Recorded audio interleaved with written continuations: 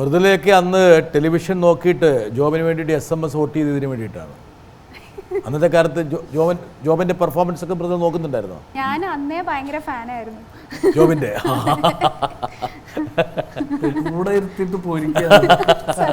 അല്ല, മൃദുല അങ്ങനെ നുണ പറയുന്ന ആളൊന്നല്ല, സത്യം മാത്രമേ പറയാറുള്ളൂ. അതെ, അങ്ങനെ സത്യം മാത്രം പറയുന്ന ഏക ഗായികയാണ് മൃദുല.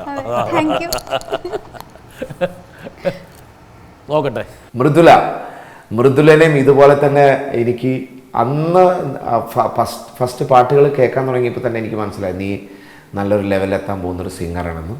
പിന്നെ നിൻ്റെ ഹാർഡ് വർക്കും പിന്നെ നിൻ്റെ ഡെഡിക്കേഷൻ, പിന്നെ ദൈവം നിനക്കൊരു നല്ലൊരു സിദ്ധി തന്നിട്ടുണ്ട്. അന്ന് മുതലേ പാടുമ്പോൾ you are very sweet voice and you are trained.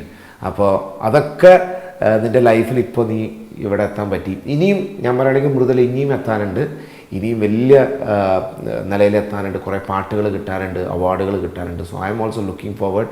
അന്ന് എനിക്ക് ഓർമ്മയുണ്ട്, നീ ഫൈനൽ 5 എത്തിയിട്ട് ഫൈനലിൽ എത്താൻ പറ്റിയില്ല. അപ്പോൾ എനിക്കതിൽ വിഷമം ഉണ്ടായിരുന്നു, പക്ഷെ നീ അത് പുറത്ത് കാണിച്ചില്ല. എനിക്കത് മനസ്സിലായി, you are A true musician. നീ അതിലൊരിക്കലും തോറ്റ് കീഴടങ്ങില്ല എന്ന് എനിക്ക് മനസ്സിലായി. സോ അതാണ് നിന്നെ ദൈവോട് എത്തിച്ചത്.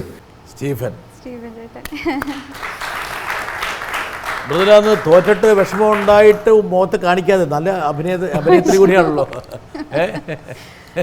അതല്ല സർ, എന്താ പറയുക, ഞങ്ങളുടെ കോസിംഗേഴ്സൊക്കെ അത്രയും ടാലൻറ്റഡ് ആയിട്ടുള്ള ആൾക്കാരായിരുന്നു അന്ന്. അപ്പം അത്രയും ആ ഒരു ലെവൽ വരെ എത്തുക എന്ന് പറയുന്നത് തന്നെ ശരിക്കും ഒരു ഡ്രീം തന്നെയായിരുന്നു. പക്ഷെ അവർക്കൊന്നും കിട്ടാത്ത സൗഭാഗ്യം മൃദുലയ്ക്ക് പിന്നീട് കിട്ടി, രണ്ടുപേർക്കും കിട്ടി.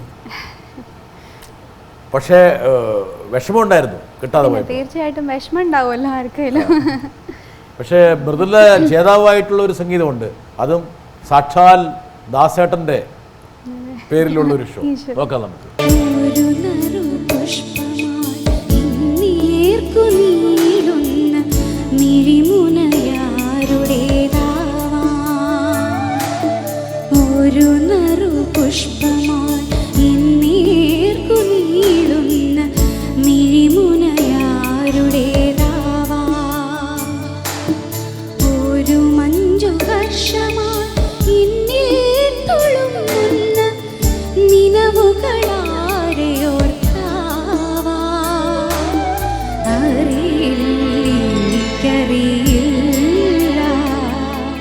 ഒരു വ്യാഴവട്ടക്കാലം മുമ്പുള്ളതാണ്, 12 വർഷം മുമ്പുള്ള. വലിയ മാറ്റമൊന്നും വിഷയം പൊതുവെ സംഭവിച്ചിട്ടില്ല. ഓൾമോസ്റ്റ് സെയിം ആണ്. എനിക്കൊന്ന് ഇതിനേക്കാളും കുറച്ചുകൂടെ തടി ഉണ്ടായിരുന്നു തോന്നുന്നു അല്ലേ? ജോബാണാകെ മാറിപ്പോയത്. ജോബിന്റെ ആ രൂപവും ഇപ്പോഴത്തെ രൂപം തമ്മിൽ ചാട്ടമൊക്കെ കുറച്ചോ ജോബ? ഇപ്പോൾ